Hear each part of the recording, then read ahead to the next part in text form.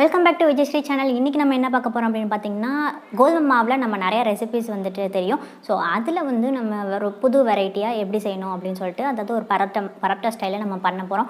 So delay பண்ணாமல் நம்ம வீடியோக்குள்ளே போயிடலாம். அதுக்கு முன்னாடி நம்ம சேனலை சப்ஸ்கிரைப் பண்ணி கூடவே பெல் பட்டன் ப்ரெஸ் பண்ணிவிடுங்க. உங்கள் ஃப்ரெண்ட்ஸ் அண்ட் ஃபேமிலி மெம்பர்ஸ்க்கு ஷேர் பண்ணிடுங்க. உங்களுக்கு பிடிச்சிருந்தா கமெண்ட் பண்ணுங்கள். ஸோ வீடியோக்குள்ளே போகலாம்.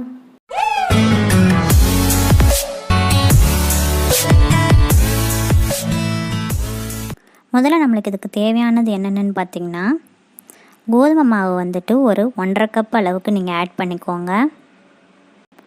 அது கூடவே நான் ஒரு 8 பல்லு பூண்டு இருக்கு இல்லையா, அது வந்துட்டு நல்லா துருவி குட்டி குட்டியாக துருவி வச்சுருக்கேன், அதை ஆட் பண்ணிக்கிறேன். அது கூட நான் கொத்தமல்லி ஆட் பண்ணிக்கிறேன். ஒரு கைப்பிடி அளவுக்கு நான் கொத்தமல்லி ஆட் பண்ணுறேன். ஸோ இந்த கோதுமை மாவோட நீங்கள் வந்துட்டு இந்த கொத்தமல்லியும் இந்த பூண்டும் சேர்க்கும் போது அந்த டேஸ்ட் வந்துட்டு வேறு லெவலில் இருக்கும்.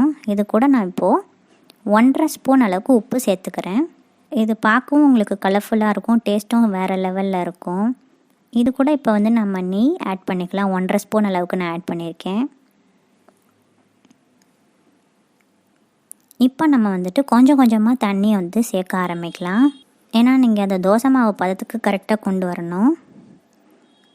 ரொம்பவும் தண்ணியாக இல்லாமல் நம்ம வந்து பராத்தா அப்படின்ற மாதிரி வரும், அது கொஞ்சம் லைட்டாக மொத்தமாக வர மாதிரி நீங்கள் தண்ணி ஊற்றிக்கணும். அதுக்கேற்ற மாதிரி கலந்து விட்டு நீங்கள் இந்த மாதிரி ஒரு கன்சிஸ்டன்சிக்கு கொண்டு வந்துடுங்க. அடுத்தது இப்போ நம்ம தோசைக்கல்லை வந்து ஆன் பண்ணிவிட்டு நம்ம ஊற்ற ஆரம்பிச்சிடலாம். இப்போ நீங்கள் இந்த மாதிரி சின்ன சைஸ்லேயே நீங்கள் ஊற்றிக்கோங்க. ஏன்னா ரொம்ப பெருசாக இருந்தால் தோசை மாதிரி வந்துடும், அது பராத்தாஸ் மாதிரி வராது உங்களுக்கு. ஸோ சின்னதாக இருக்கும்போது உங்களுக்கு கொஞ்சம் மொத்தமாக இருக்கும்போது நல்லாயிருக்கும் அந்த டேஸ்ட்டு.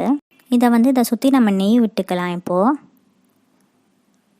நெய் விட்டுட்டு வெந்ததுக்கப்புறமா நம்ம வந்து திருப்பி போட்டுடலாம். அந்த பக்கம் வெந்ததுக்கப்புறம் திருப்பி போட்டுட்டு இந்த மாதிரி ஒரு கோல்டன் ப்ரௌன் அந்த மாதிரி வர அளவுக்கு வச்சுட்டு இந்த மாதிரி நம்ம எல்லாத்தையும் ஊற்றிக்கலாம். உங்களுக்கு தேவையானதை ஊற்றிட்டு இப்போ இதுக்கு சைட் டிஷ் நம்ம பார்க்கலாம். இதுக்கு நான் என்ன பண்ணியிருக்கேன்னா, ஒரு பெரிய வெங்காயம் 2 எடுத்திருக்கேன். நான் பெரிய வெங்காயம் நறுக்கிட்டு அது கூட நான் வந்துட்டு 2.5 ஸ்பூன் அளவுக்கு சாம்பார் பொடி, பிராமின் ஸ்டைல் சாம்பார் பொடி நான் ஆட் பண்ணுறேன்.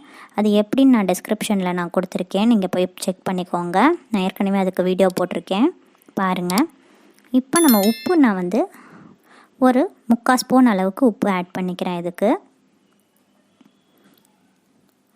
அது கூட நம்ம இப்போ நல்லெண்ணெய் சேர்க்கலாம்.